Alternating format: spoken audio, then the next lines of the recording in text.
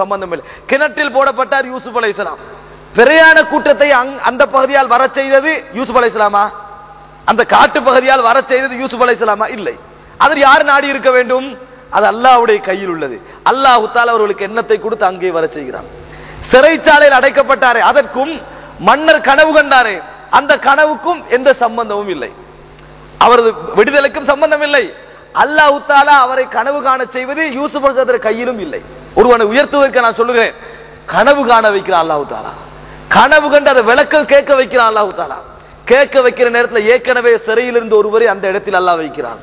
அவர் சொல்றாரு, எனக்கு தெரியும் ஒருவர் சரியா விளக்கம் சொல்லுவார். மன்னர் யார் என்று கேட்கிறார். யூசுப் அலைஹிஸ்ஸலாத்து இடத்தில் வந்து அவரை அழைக்கிறார். சகோதரர்களே, கற்பனை பண்ண வேண்டும் என்ன தெரியுமா? யூசுப் அலைஹிஸ்ஸலாத்துடைய முயற்சிக்கு சம்பந்தமே இல்லை வெளியே வாரத்துக்கு. மன்னருடைய கனவுக்கும் எவரது விடுதலைக்கும் சம்பந்தம் இல்லை. அல்லாஹு தஆலாவுடைய ஏற்பாடுகள் அவைகள் அனைத்தும். ஆக சகோதரர்களே, உயர்த்துவது தாழ்த்துவது என்பதெல்லாம் அல்லாஹ்வுடைய கையில் உள்ளது. உங்களுக்கு சார்பாக அல்லாஹ் ஒன்றை செய்ய நினைத்தால் அமெரிக்காவில் நடக்கின்ற பூகம்பம் அதுக்கு துணையாக இருக்கும். ஆனா எங்களுக்கு தெரியாது. அமெரிக்கா நடக்கிற பூகம்பமுக்கும் உங்களோட உயர்வுக்கும் எந்த சம்பந்தம் இல்லையே.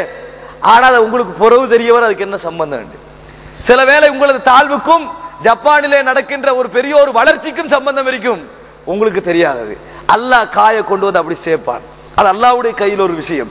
ஆக சகோதரர்களே, நம்ம நினைக்க கூடாது நம்ம போற ரூட்ல தான் முன்னுக்கு போறோம் என்று. அல்லாஹ் தஆலா சொல்லுகிறான், நீங்கள் பிச்சைக்காரர்கள், நான் பணக்காரன். நீங்கள் ஏழை, நான் பணக்காரன். அல்லாஹ் தஆலா சொல்லுகிறான். இது நம்ம மனசுல எப்படி எடுக்கணும் தெரியுமா? ஒரு பிச்சைக்காரன் வந்து நம்மகிட்ட பணம் கேட்கிறான்னு வைங்க, நம்ம சல்லி எடுத்து கொடுக்குறோம், கையில இருந்து 10 ரூபாவும் இருக்குது, 1000 ரூபாவும் இருக்குது. நம்ம நினைக்கிறோம் 10 ரூபா தான் கொடுக்குறோம்னு 1000 ரூபாய் கொடுத்துட்டோம். பொறவை பார்க்கிறோம், 1000 ரூபாய் கொடுத்துக்கிறோம். அந்த ஆளை திருப்பி கூப்பிடுறோம். கூப்பிட்டு ஆக்கள் 5 பேர் இருக்கிறாங்க, 1000 ரூபாய் தந்துட்டு இந்த 10 ரூபா பொடி என்று சொல்லி எடுத்து அவன் தருவானா தரமாட்டானா? தருவான்.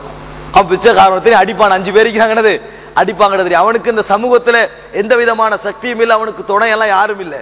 அவன் 1000 ரூபாய் கொடுத்து போட்டு 10 ரூபாய் எடுத்துட்டு போவான். இதுதான் நம்மளுக்கு அல்லாஹ்வுக்குள்ள தொடர்பு.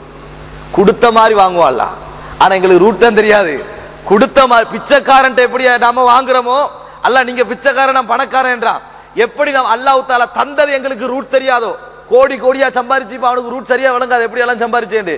எப்படி அவன் நம்ம பிச்சைக்காரன் தந்த 1000 ரூபாய் வாங்குறோமோ அது மாதிரி அல்லாஹ் அந்த சொத்துக்களை வாங்குவான். அல்லாஹ் தஆலா சொத்துக்களை நம்ம நேரடியா வாங்குறோம், மறைமுகமா வாங்குறோம், அவ்வளவுதான். ஆக உள்ளத்துல படி வர வேண்டும். நம்ம உயர்வென்ற ஒரு விஷயத்தை நினைத்துக் கொண்டு போய்கொண்டே இருப்போம், அதுதான் அழிவுக்கு போகின்ற ஒரு பாதையாக இருக்கும். நம்ம அழிவன்னு நினைச்சு ஒரு பாதைக்கு போகாமல் இருப்போம், அது உங்களுக்கு உயர்வுக்குரிய பாதையாக இருக்கும். அஸா அன் தக்ரஹு ஷையன் ஃபஹுவ கைருன் லக்கும் வ அஸா அன் துஹிப்பு ஷையன் ஃபஹுவ ஷர்ருன் லக்கும் வல்லாஹு யஅலமு அன்தும் லா தஅலமூன். நீங்கள் ஒரு விஷயத்தை வெறுக்கலாம், அதில் உங்களுக்கு அல்லாஹ் கைரை வைத்திருக்கலாம், அது உங்களது நலவான விஷயமாக இருக்கும். ஒரு விஷயத்தை விரும்பலாம், அது உங்களுக்கு கெடுதியாக இருக்கும். அல்லாஹ் அறிந்தவன், நீங்கள் அறிய மாட்டீர்கள் என்று அல்லாஹ் தஆலா சொல்லுகிறான்.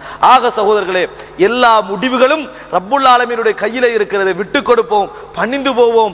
அல்லாஹ் என்னை உயர்த்த நினைத்திருந்தால் உலகத்தில் எவனாலும் தடுக்க முடியாது.